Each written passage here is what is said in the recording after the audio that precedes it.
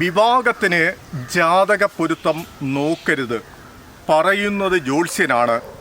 കാരണം ജ്യോതിഷത്തിൽ നിന്ന് നടക്കുന്നത് 99% ശരിയായ രീതിയിലുള്ള എല്ലാ തട്ടിപ്പുകളാണ് നടക്കുന്നത്. കാരണം നമ്മുടെ ഒരു ജാതകത്തെക്കുറിച്ചുള്ള ഒരു വിശ്വാസത്തിനെ, ഒരു ആശങ്കയെ മുതലെടുക്കുകയാണ് പലപ്പോഴും ചെയ്യുന്നത്. അതുകൊണ്ട് പരമാവധി ജാതകം നോക്കാതെയുള്ള വിവാഹങ്ങൾ നല്ലതായിരിക്കും.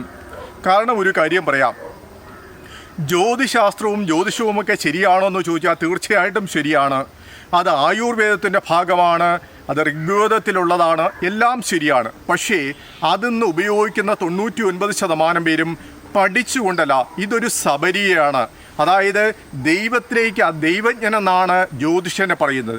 അതായത് ശരീരവും മനസ്സും ദൈവത്തിൽ അർപ്പിച്ചുകൊണ്ട് ഒരു കർമ്മമായിട്ടാണ് ഈ ജ്യോതിഷം കൈകാര്യം ചെയ്യേണ്ടത്. പക്ഷേ ഇന്ന് വെറും ഒരു ബിസിനസ്സാണ്, ആളുകളെ പറ്റിക്കുവാനുള്ള ഒരു ബിസിനസ്സായി ജ്യോതിഷം മാറിയിട്ടുണ്ട്. അപ്പോൾ ഈ ജാതകങ്ങൾ ധാരാളം ജാതകങ്ങൾ ഞാനും എഴുതി കൊടുത്തിട്ടുള്ളയാളാണ്, ജാതകം നോക്കുന്നയാളാണ്. പക്ഷേ ഞാൻ പറയുകയാണ്, ഇന്ന് ഇതൊരു തട്ടിപ്പ് പ്രസ്ഥാനമായി മാറി.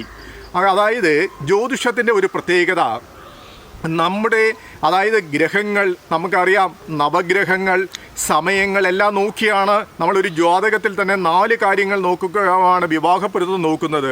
നാൾ പൊരുത്തം, ദശാസന്ധി പൊരുത്തം, പാപസാമ്യം, ഷഷ്ടാഷ്ടമ ദോഷമുണ്ടോ, ഇങ്ങനെ 4 കാര്യങ്ങളാണ് പ്രധാനമായിട്ട് നോക്കുന്നത്.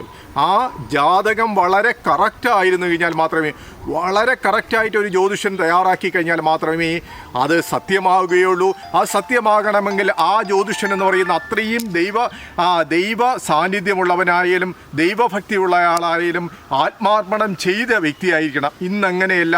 ബിസിനസ് ആകുന്ന ഒരു കാലഘട്ടത്തിൽ ഈ ജ്യോതിഷത്തിലോട്ട് നമ്മൾ തല വയ്ക്കാതിരിക്കുന്നതാണ് ഏറ്റവും നല്ലത്. പക്ഷേ ഒരു കാര്യത്തിൽ നിങ്ങൾ ചെയ്യുമ്പോൾ ശുഭമുഹൂർത്തം നോക്കാം, അത് നന്നായിരിക്കും.